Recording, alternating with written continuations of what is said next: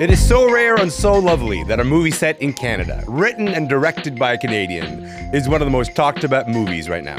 This coming-of-age movie, My Old Ass, has been all over my feed since it hit streaming this month. Today, what makes My Old Ass such a charming movie?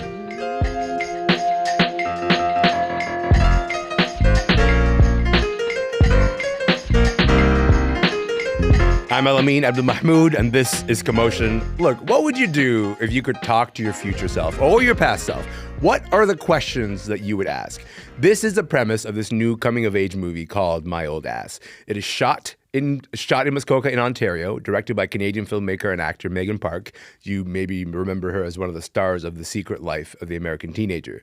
This is a movie that stars Maisie Stella as 18-year-old Elliot, and then you have Aubrey Plaza playing the 39-year-old version of the same self. That movie is now out on Amazon Prime. Roxana Hadadi and Sarah-Tai are both here to talk about this movie. Just a heads up, there's maybe going to be some spoilers in this chat, but also I feel like this is more of a vibe movie than it is a plot movie. Sarah-Tai, Roxana, welcome to the show, friends. Thank you. Hi. Speaking of vibes, Sarah-Tai, it's your birthday. Thanks for being here on your birthday. That's a very generous Truly thing of you to do. My pleasure. Oh, what a delight. Okay, listen. So I'll come to you in a moment, but Roxanne, I want to start with you. This is a story that is set at like this really pivotal moment in Elliot's life. It is the summer before Elliot goes to university. They're going to the University of Toronto. How does this movie treat the sensitive little age?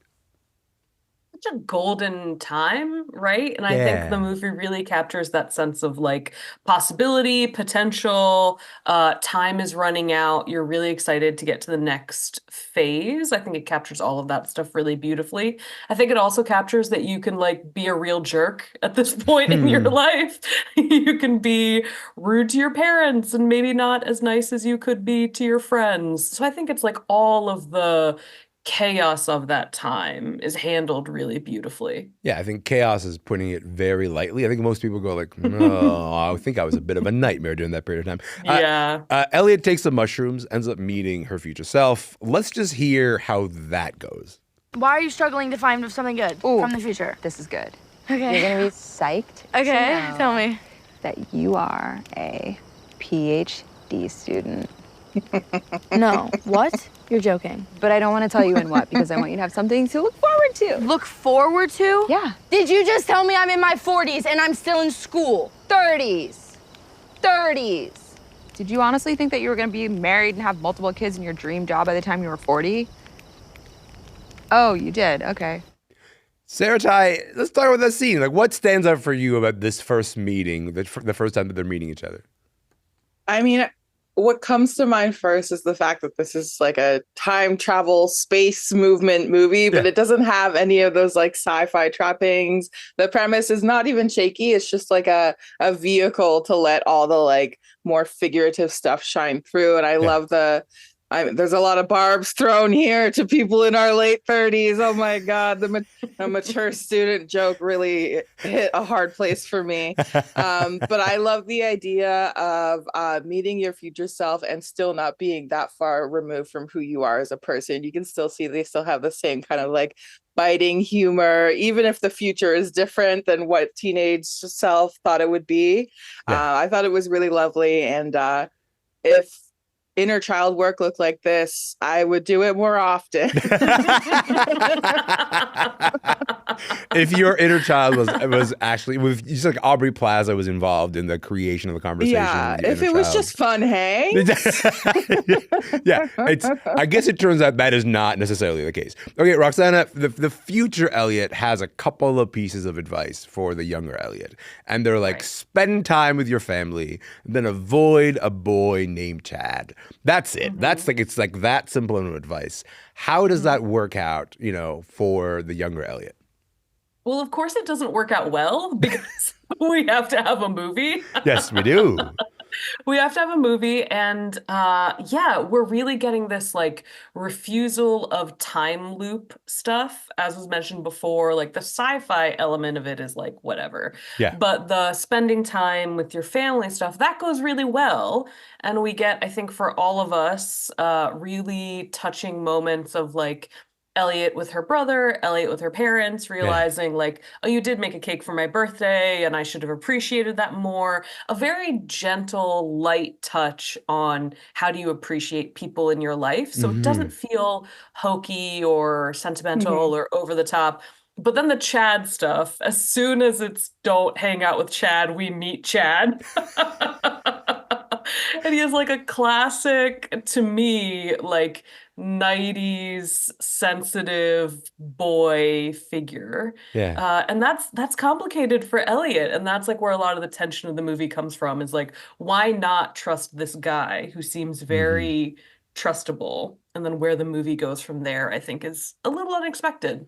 Mhm. I have to say that like the family stuff really worked for me in like ways that I found Yeah. like really devastating. We'll come back to the chat stuff in just a moment, but you kind of get this dynamic, Sarah-Tai, that as Elliot spends more time with her family, she learns all kinds of things. She learns that like that her parents are selling the cranberry farm that she's lived on for her whole life.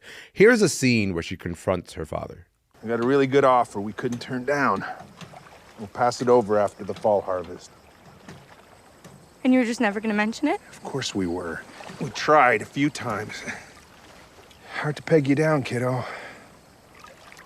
Thought you'd be happy about it. All you talk about is leaving this Oh my place. God, I assumed it would always be here. Sarah-Tai, how'd you feel about that scene? Oh, it got me. It got me. Yeah. I think first of all, the uh kind of level of reflection she's capable of as a teenager is really envious. I would not be the same. I would be having these realizations much later in life. Yeah. But to quote one of the greatest artists of our generation, she's in this kind of in-between space. She's not a girl, not yet a woman. And like also, coming right out of high school and going into university is such a huge thing because you're leaving your home base. You've never had another home base like that. And to realize that when you leave, you're going to come back to something different is so destabilizing, especially at that age. Like, mind you, I'm 35. When I still go back to my childhood home, I'm like, where's my stuff? Why's it different? Like there's some deep inner part of you that Yeah. wants the place that you grew up in or the place that you called home to stay the same. So you have something safe and familiar Yeah. to return to. And like Roxana said, it's done in this really subtle way. That's one of my favorite things about the film is it tackles not an insubstantial range of topics, but it treats them with such nuance and subtlety. It's not hitting you over the head, and it's just a really heartwarming, lovely Sunday afternoon movie. Yeah, I think the subtlety cannot be underscored enough, which is not a subtle thing to do, but like it's a subtle movie. Like I think these are themes that we're quite often used to being hit on the head with, and this movie sort of treats them with this kind of sensitivity that makes them sink in a really beautiful way. My name is Elamin Abdul Mahmoud. This show is called Commotion. Sarah-Tai Black is here, Roxana Hadadi is here, and we're talking about the film My Old Ass, which just started streaming this month on Amazon Prime. Roxana, this is a movie that hits a lot of coming of age tropes. It actually like employs a lot of them. Mm-hmm. We're talking about the leaving of your hometown, or the questioning of your sexuality, or the trying of the drugs. But how do you find this movie sort of plays with so many of the tropes that we're already kind of familiar with? Well, I think it does it. We've been talking a lot about like the emotional subtlety. I also Yeah. want to point out that it's very funny. And I think the way that Yeah. it makes these tropes funny is, again, sort of unexpected to me. We open on this scene where Elliot and her friends are like zooming across a lake. And they just they're very bad drivers and they keep like bumping the boat into stuff. And that is such a like simple thing that I think immediately makes you know, okay, so like the humor is going to be this sort of like silly, goofy stuff. And Mhm. that's going to complement everything else really well. I mean, I think like a mushroom induced freak out again is very familiar. But yeah, imagining your older self, it's not presented with any fanfare. Suddenly Aubrey Plaza is just there. Just So around. there's a Yeah. yeah, she's just hanging out. Yeah. So I think there's a very downbeat quality to a lot of this like trope experimentation that works. Even the clip that we just listened to where Elliot confronts her father about the sale of the cranberry farm, she does so by just like in her clothes walking in to the water of the cranberry farm. Like full speed, just very determinedly meeting him in the middle of the lake. And it's that sort of stuff, right? It's like experimenting with these things that are very familiar, but with a specific comedic touch that makes them feel very singular. Sarah-Tai, if we can talk about the queerness of the movie for a moment. How did you feel about the queer coming of age story in My Old Ass? How did that work for you? Well, kind of going back to this idea that it doesn't need to hit you over the head. I love the idea of this queer coming of age, like the summer before quote unquote adulthood movie, where we're not getting this like earth-shaking queer realization. We enter the first moment of the film is her trying to score with her lady crush at the lake cafe. And it's just a really lovely tribute to what queer youth looks like. And I think it's a fun and also very true to reality of the expectations you have for yourself as a queer teenager. You know, I had a very similar experience to Elliot where I was like, I'm a lesbian. And then one day a Chad came along and I was like, wait a minute. Now wait a damn minute. You know, and it's a very unique experience to see on screen. We're used to like coming out stories and, you know, those are important, but there's also like some people have it easier, and the becoming is something strange and different and sometimes a little funny where you're like, turns out I'm 20% straight, you know, and there's jokes like that made throughout the movie. And it's just a really lovely, I don't want to say subtle again because we kept saying subtle, but it feels very lived in, it feels very human. And it's lovely to watch, especially as an older queer person watching this. You know, it gets tiring to watch the same kind of trauma-filled coming out narratives over and over again. That's not saying that's not the case for some folks, but for others, you know, queer youth is a lot of the times full of joy and like a confusion of a different sort. Roxana, like, this is a pretty earnest movie, and I'm a pretty earnest person, so when an earnest movie comes out, I worry about the brand. You know what I mean? I'm like, oh no, I hope they handle this okay. But there's an earnestness and a sincerity to this movie that as you watch it, you would think that like out of all people, Aubrey Plaza would be the last person you'd cast in an earnest thing. Because like the thing that she does so well is play the awkward person, like the awkward, deeply sarcastic person. How does she fit into a movie that is this earnest and sincere? Well, the movie needs that bite, right? And Aubrey Plaza also, I mean, Parks and Rec, which was like her breakout, was incredibly earnest, incredibly sincere, and it needed her as sort of like the acidic personality to make all of that like fizz a little bit more, pop a little bit more. I think she does something incredibly similar here, where she is very, as we listened to in the clip, very deadpan, very like PhD student excited. I'm sorry, I'm laughing even remembering it. I was like, that's a level of excitement, all right? Yes. Yeah, but like her tone, I think, is perfect here because Elliot is excitable and confident and just has all of like the youth and the vigor of a teenager, like looking down the barrel of her life. And I think Plaza provides like the grit that the movie needs to keep you wondering, like, what is Chad's deal? What is going to be the mystery here? You need someone like Plaza to do that, to pull that off. Sarah-Tai, we should say, I got about a minute left here. This is a Canadian movie. Well, actually, I don't know if it fits the definition of a Canadian movie because it's produced by an American company and it's got a bunch of American stars. However, it's written and directed by a Canadian and it's set in Canada. You do with that what you will, but I'm interpreting this as a Canadian movie. Got a lot of Canadian fanfare. It got a lot of attention. And then it had this really short run in theaters. People didn't really see it in theaters, and now it seems to be having this like kind of blossoming and blooming second life on streaming. Do you think it deserved a longer theater run, or is this actually like the best case, you know, for what a streaming movie sort of looks like? I think pre-streaming, it didn't get maybe paid as much, life as maybe it should have, and I think part of that also is maybe that. Provenance, is it Canadian, is it American, etc. But I love a runaway streaming hit, you know, and the only way that I would have watched it prior to this is seeing it on streaming. It was on like the homepage of my Chrome TV or whatever. And I think that's something that happens to a lot of Canadian or Canadian adjacent movies, sadly.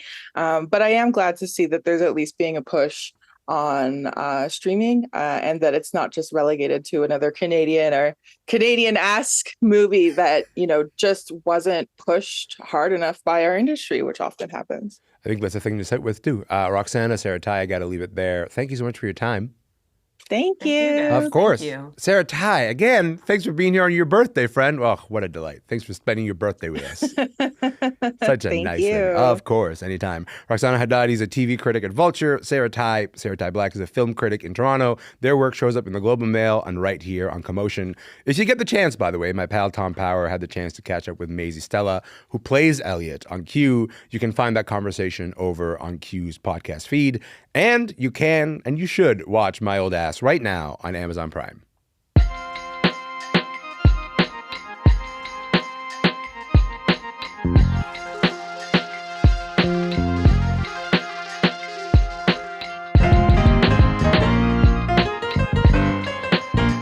I'm Elamin Abdul-Mahmoud, and this is Commotion. Look, I'm going to switch gears here because I wanted to talk about a list that every year seems to cause some kind of intense debate. For almost 4 decades now, People magazine has put out a Sexiest Man Alive. They pick one and they go, that one, he's the one. You're familiar, I think, with some of the names that have shown up on this list. Brad Pitt, Denzel Washington, George Clooney.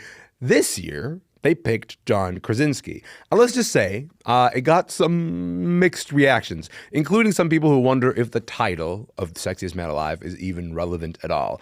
Well, I'll tell you who thinks it is. Nicholas Quah thinks it is. He wrote a piece for Vulture in defense of the Sexiest Man Alive. Nicholas, you got some heavy lifting to do, pal. Welcome to the show. How's it going?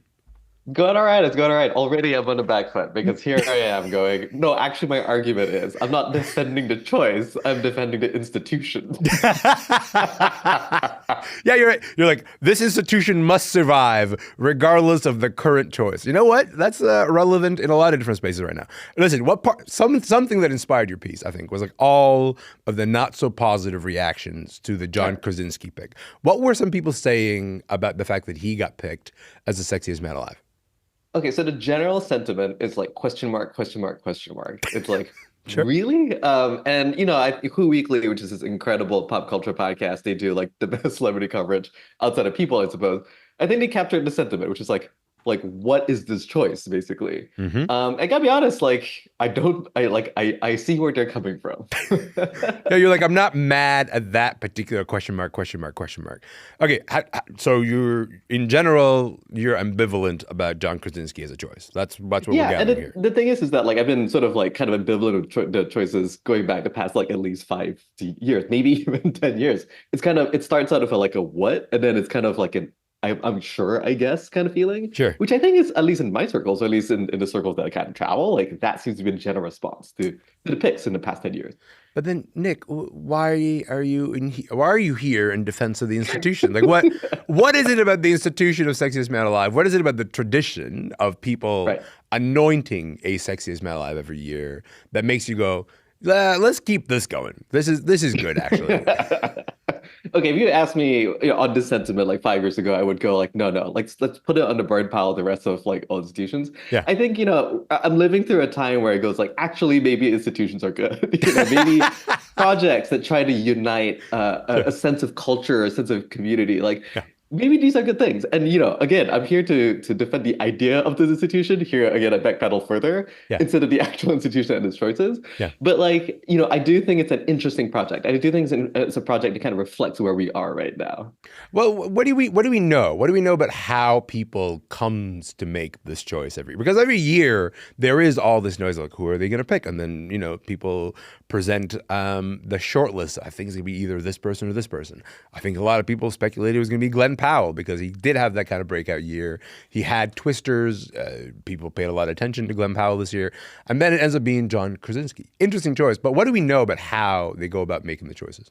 Have you seen the movie Conclave? No, it's not like that. It's not like how they choose a pope? Okay, got it. Sorry, you put a bunch of hats together in a room. No, my understanding, a former editor-in-chief and people talked to CNN a couple years ago, I think when the John Legend pick came out, And it's basically an editorial choice, right? There's some amount of like consumer sentiment that goes on, but ultimately it strikes me as an editorial choice the same way like Time makes Person of the Year choices, right? This is not a scientific formula that they kind of go through. I didn't imagine that it would be. That would be a very funny way to sort of imagine this. But we should also say, not every man has accepted the honor over the years, right? Like, do you want to give some of that history of like some of the people who've been like, no, actually, this is not for me? Right. So famously, there's always been rumors of folks like turning it down, but like the one that we know has turned down, supposedly on the record, reportedly, Ryan Gosling. Apparently, he's turned it down multiple times. Repeatedly. Yeah. There's lots of reporting that suggests that Ryan Gosling is like, I'm not interested. Prodigiously sexy, famous Canadian, turns it down. And I think there's something in that because like Gosling's specific celebrity, when you hear him turning down something like this, you kind of go like, that makes a ton of sense. Yeah. And that itself reflects something about the nature of this award and how people feel about it. I should say though, like some of the rumors, and they're entirely rumors, they're not founded, they're not reported out yet, but some of the rumors are that Glenn Powell did in fact turn it down in the same vein as Ryan Gosling. I mean, like, and I would really like for someone to report this out because Ryan Gosling is on the record as saying, I don't want anything to do with that institution. Glenn Powell, as far as I know, has not been asked that question, and maybe he would answer it. I would say they've picked the men that they picked, you know, like as some sort of benchmark what celebrity male beauty is or isn't. I think that is an interesting way to look at this institution.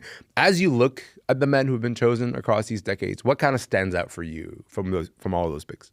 Well, so first thing, primarily, like before 2016, like mostly primarily like overwhelmingly white, right? I think Denzel was the only sort of non-white pick prior to 2016. Yeah. But I think when you kind of even look with those additions, with that kind of like layering across time, they all kind of tend to look a certain way, like a certain kind of body shape. You know, a Timothée Chalamet type is not it's not in the cards here. Sure. But it's also, you know, I also see some kind of the evolution of the challenge of celebrity over time. Right. It is like this constant finding of the universal middle, which I think is again, like historically, at least, what is somewhat interesting about maintaining an institution like this. It tells that story over time. What I like about this is that you're a little bit invested in the monoculture, right? Like you're a little bit invested in being like, what are the things that we sort of passively know at the same time? Because we don't have that as much. We're all watching different movies on streaming. We're all listening to different songs, you know? And so as a result, it feels like there's very little that we all kind of like interact with and go like, these are the stars we all know. It's kind of like why we don't have... people talk all the time about like the missing middle in Hollywood, the idea that like, there isn't like a new set of stars that everyone sort of knows.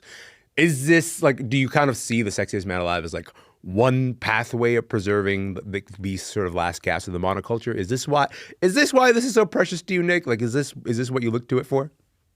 Again, in my defense, I was not super precious about it, still I thought about this before this column, but yes, actually, that's exactly right. Like, you know, we are living through a time with an incredible decentralization of everything, right? It's decentralization of culture, and as a result, like a decentralization of reality in some senses. But like I think the project of trying to sort of identify like totems or symbols, or in this case, it's sexy men, I guess, that can like unite one nation under one banner of sexiness or whatever. I think that's an interesting project, right? It tells us it should be a reflective story about who we are collectively, and it kind of gives us something to kind of latch onto. Yeah. But you know, and I gotta say, like Glenn Powell should have said yes. I think he specifically has mounted this project, right? He's been trying very hard to replicate the old school celebrity model. Yeah. And, you know, I'm a little disappointed by boy. Like I had like Glenn Powell stock going back a couple of years now. It's tough. I'm so sorry that Glenn Powell disappointed you in this. I do think it's actually a very strategic choice because it casts you in a certain light. And I think like with the way that people have been talking about him, particularly this year, as he's like, you know, you watch his career as someone who's trying to go in like the direction and the footsteps of like a Tom Cruise. I would not be surprised if the calculus was being Sexiest Man Alive would cast me too much in an opposite direction than the thing I'm trying to do right now. But also, this is all speculation. This is all just trying to read the tea leaves and be like, what are these decisions being made here? And Nicholas Quah, it's a pleasure reading the tea leaves with you, pal. I appreciate you being here. I appreciate your time. I appreciate you spending time thinking about Sexiest Man Alive as an institution. Thanks for your time, friend. I'm just here. I'm so glad to be here. Thank you. Of course. Listen, literally anytime. Nicholas Quah is Vulture critic. He's a culture critic at Vulture. He's in Vancouver, British Columbia. People's Sexiest Man Alive edition with John Krasinski is out right now. My name is Elamin Abdul-Mahmoud. This show is called Commotion. We are going to be back tomorrow. Tomorrow we're going to talk about Shawn Mendes. I'm really excited about this because the album came out last week. There's so much to talk about with his career. We'll get into it tomorrow. In the meantime, thank you for being here. I'll see you tomorrow.